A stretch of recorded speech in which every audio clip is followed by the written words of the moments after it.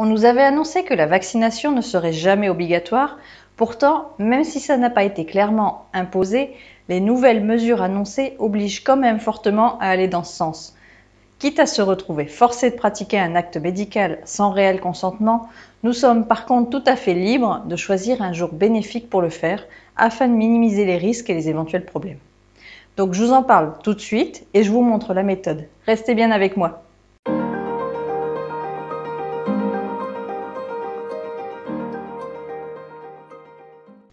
J'avais prévu un autre thème pour cette vidéo, mais avec les derniers événements, ce sujet m'a paru important. Personne n'est passé à côté, il y a quelques jours, le président a annoncé l'extension du pass sanitaire et de ce fait rend fortement la vaccination obligatoire, car les alternatives risquent d'être très vite fatigantes et pas pratiques du tout. Donc, ok, au final, la population n'a pas vraiment le choix. Par contre, vous vous doutez bien que, personnellement, quand j'ai un acte de ce genre à faire, je ne le fais pas à n'importe quel moment, et moi ce qui m'a inquiété, c'est aussi la période dans laquelle on se trouve. Comme vous le savez, on est en plein mois de juillet, mois de la chèvre, dont les énergies sont en conflit tous les jours avec les énergies de l'année du bœuf. C'est déjà pas la meilleure des bases. Donc, on va éviter de cumuler autant que possible. Ce qu'on va faire, c'est que pour faciliter vos recherches, je vais vous présenter un calendrier en ligne qui donne beaucoup d'informations de manière 100% gratuite, à part si vous voulez vraiment des options personnalisées. Mais déjà, avec la partie gratuite, vous pouvez être 100% autonome pour ce genre de recherche simple. Le seul défaut, si on peut appeler ça comme ça, c'est que c'est un site russe, donc il va falloir le traduire. Mais je vais y revenir un peu plus loin et je vais tout vous expliquer. Avant de commencer toute recherche, je vous conseille de faire votre thème d'astrologie pas de œufs afin de connaître vos énergies personnelles et savoir quoi rechercher et quoi éviter. Pour faire votre thème, rendez-vous sur la calculatrice de mon site. Vous rentrez votre date et votre heure solaire de naissance avec votre genre homme ou femme. Une fois votre thème affiché, repérez surtout l'animal de votre année de naissance. Mais vous pouvez noter également l'animal du jour de naissance. Les animaux qui rentrent en conflit avec eux sont considérés comme vos destructeurs personnels et ils sont à éviter pour les sujets et projets importants. Certains praticiens ne prendront que l'année de naissance en compte, d'autres les deux. Ça, c'est en fonction du ressenti de chacun et chacune. Pour trouver quels sont les animaux en conflit, voici le tableau des destructeurs personnels. Dans l'exemple que j'ai pris, nous avions le singe en animal de l'année et le lapin en animal du jour. Donc le singe rentre en conflit avec le tigre et le lapin rentre en conflit avec le coq. Ce qui veut dire qu'il faudra éviter les mois et jours du tigre et du coq pour votre vaccination, puisque c'est le thème de cette vidéo. Mais c'est valable pour tout projet important dans tous les domaines. Ensuite, si vous le pouvez, vous pouvez choisir le jour de votre médecin céleste. Je vous mets le tableau pour vous repérer. Donc, pour trouver votre médecin personnel, il faudra regarder l'animal de votre mois de naissance cette fois. Et celui qui se trouve en face dans le tableau est votre médecin céleste. Si comme moi votre médecin céleste est la chèvre, cette année il se retrouve malheureusement en conflit avec les énergies de l'année 2021.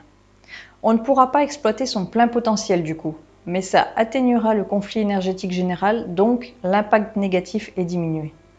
Maintenant, on va regarder le calendrier général, car il y a surtout des jours spéciaux qui sont non conseillés pour la visite à un médecin, à un malade, aux cabinets médicaux ou encore aux hôpitaux. Le site que je vous ai annoncé en début de vidéo est le site mingli.ru que voici. Donc, site russe, mais rempli d'outils très pratiques et surtout gratuits. Donc je serai amenée à vous en reparler et à vous le remontrer, surtout dans le domaine du Chimendunjia et pour les déplacements extérieurs, mais on en reparlera prochainement. Pour que ce soit le plus facile à traduire, le navigateur Google Chrome est peut-être le plus pratique. En tout cas, c'est celui que j'utilise dans ce cas-là, car il permet de faire un réglage de traduction automatique qui permet de passer d'une langue à l'autre facilement. Pour ce faire, il faudra aller dans les paramètres de Google, il faut aller dans les paramètres avancés, il faut choisir la section langue,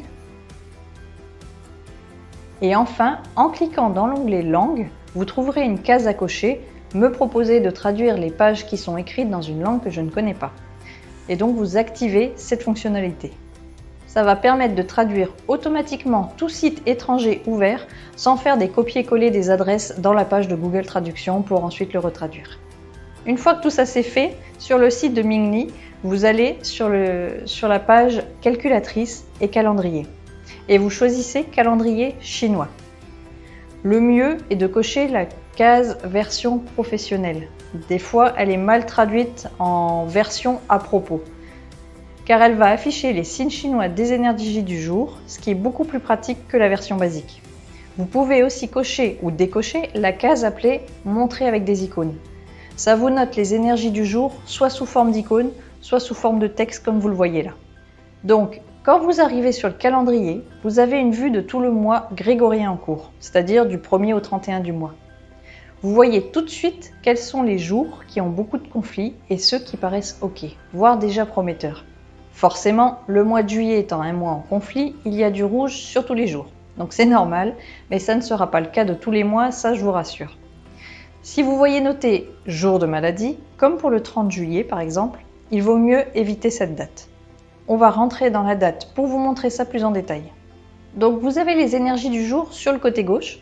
On peut voir ce qui est bon et négatif globalement pour la journée sur la droite. Ça reste des énergies globales par contre. On peut voir qu'il y a les étoiles volantes et le Chimendonjia du jour. Mais pour vous, ce qui sera à regarder, ce sont les énergies qu'on a dans cette partie. Ce sont déjà celles-ci qui vont nous intéresser.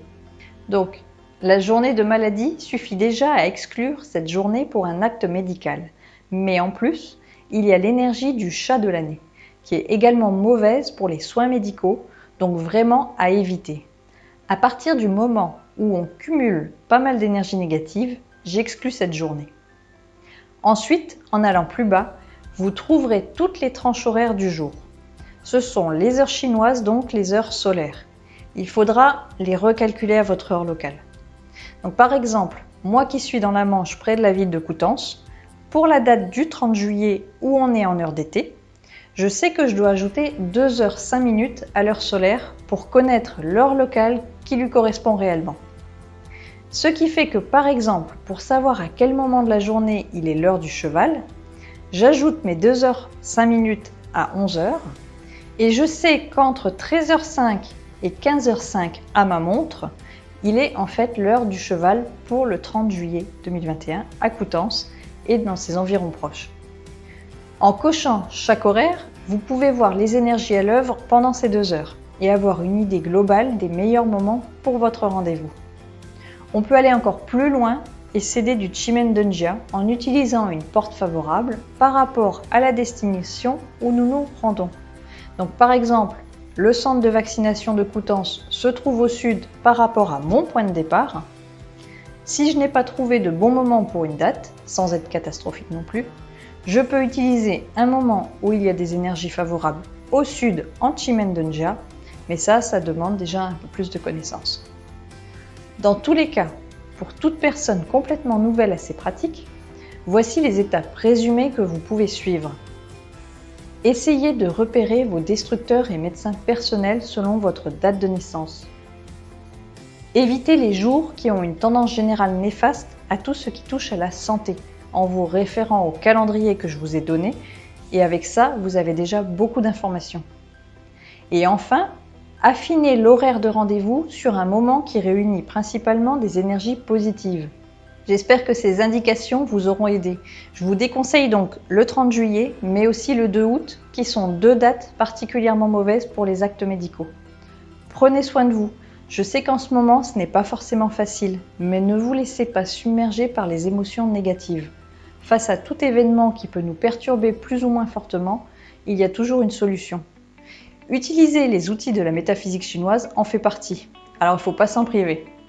Je vous souhaite une bonne semaine et vous dis à très bientôt. Ciao!